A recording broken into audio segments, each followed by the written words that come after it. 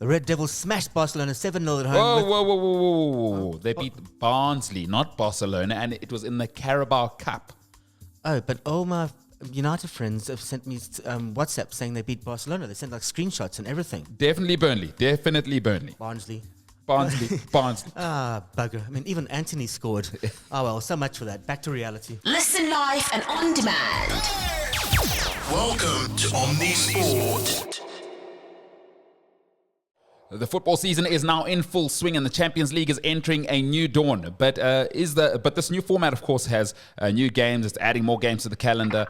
Is player welfare a real thing? And should these millionaires just play? Brad, thanks for joining us this morning.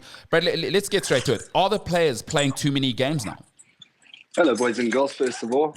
How's it going, B? Good on you, Brad. Good, man. So, well, it depends, really, right? So one thing would be, and a lot of the periodization planners in football clubs are starting to deal with this a little bit more, maybe not locally, but internationally, is all they do is they cut the training load.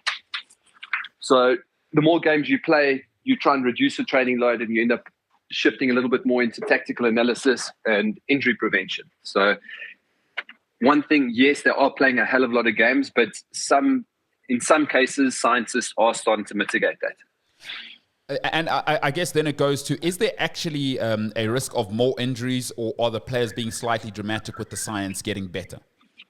No, so there's definitely an upturn in injuries. You could tell by my horrible team with the amount of injuries we've had. And I mean... That's Manchester United. It's Manchester United. Yes. His horrible team is Manchester United. I didn't want to say that out loud. Another would be, I mean, if you had to consider Arsenal maybe 10 years ago, it was the same thing. And also leading into the last, I'd say, 2 or 3 years, I think Arteta's slowly starting to change that. Because that previous model was way too much training. I don't know, coaches for some reason felt that players need to be burnt out. And it hurts a lot of clubs. And do you think UEFA and FIFA and the powers that be, as they add games to the calendar, do you think they'll listen to sports scientists like yourself, or do you think the money is just going to sort of overrule all of the logic? Well, I mean, we know that, let's say from a European perspective, they've added more games, right? They forced this new, is it called, the Euro Nations Cup? Yeah, there's Nations, there's Champions League, there's Conference League, there's in my backyard, there's a league. Is there? Yeah, well, no, you had a backyard. The MK Championships. There's a bunch of gnomes he sets up. No, but I do love that he just won't pay people their prize money. Me and Mum Kiza. Exactly.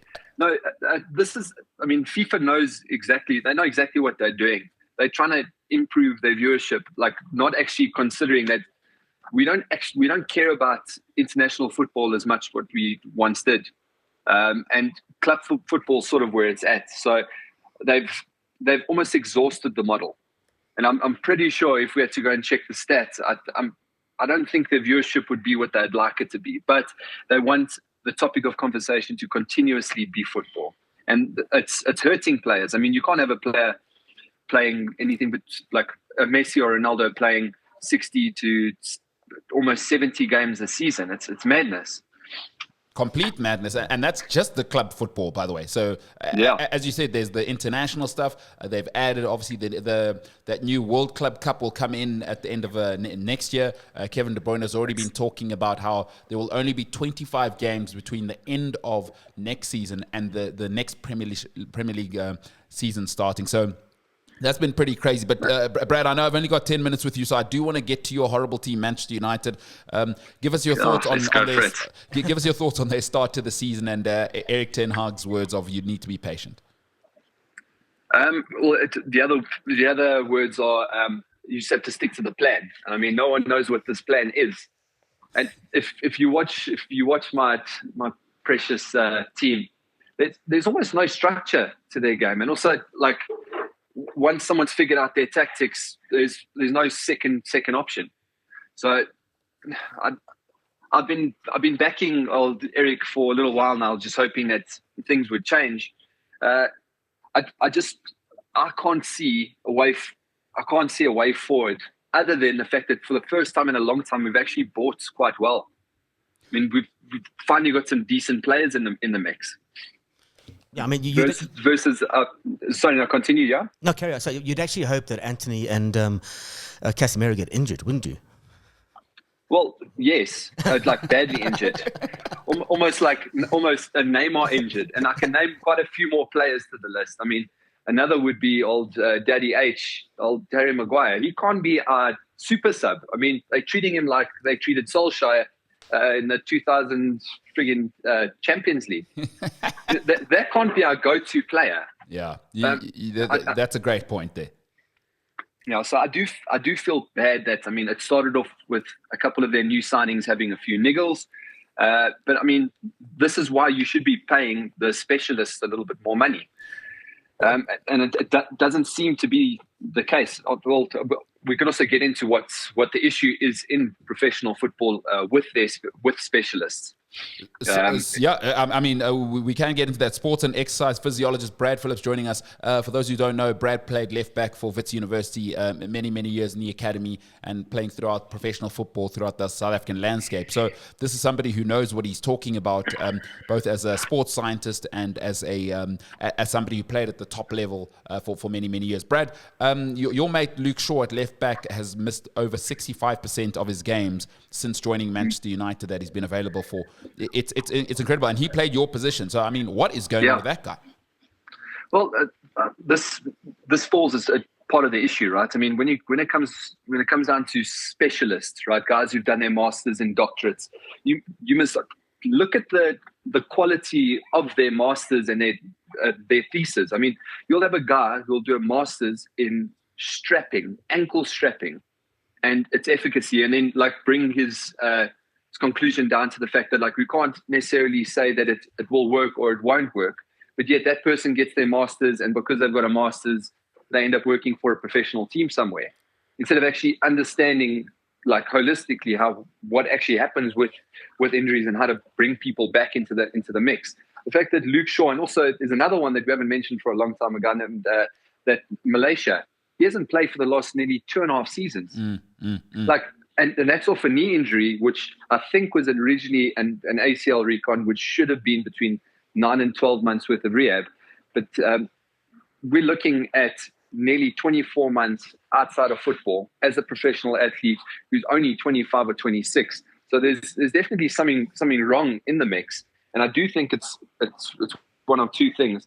It could be one could be that the professional players don't feel that they need to be doing their conditioning, which in some cases they get away with it. But for big clubs like Man United, which is a much bigger club than Chelsea, this shouldn't be the case. This should be written into their contracts that and a lot of clubs, like I know at United, guys are getting there at 8:30, 9 o'clock in the morning, and they're leaving at 4 o'clock. You've got access to the best professionals, or you should be the best professionals around, and these folks aren't doing their job. I mean, so I don't know what more to say, especially from a European standing, what more these guys can do. But professionals need to be more professional. They almost behave as South African professionals would behave, which would be just not doing the work outside of the gym. Yeah, to use a rugby analogy, it's also coaches need to stop coaching when they're emotional after a loss. And a rugby analogy, it would be a copper stump, practice where they would blixen them up. They would make them run up hills, and that doesn't help. That doesn't help a lot. Definitely. Yeah.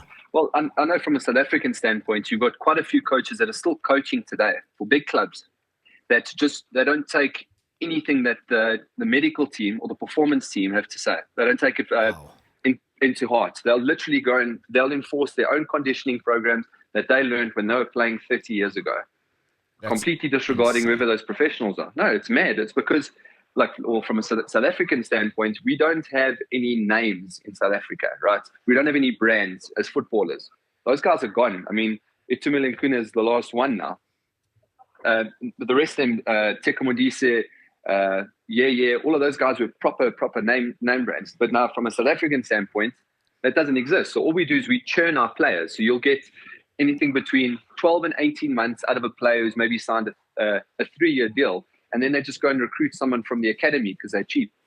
Brad, I know your time is tight, so I also want to, I know you work with young athletes as well. You develop them, you work with them. Can you quickly give us a background of your practice, where people can find you online should they be interested in working whether with a youngster or at the elite level?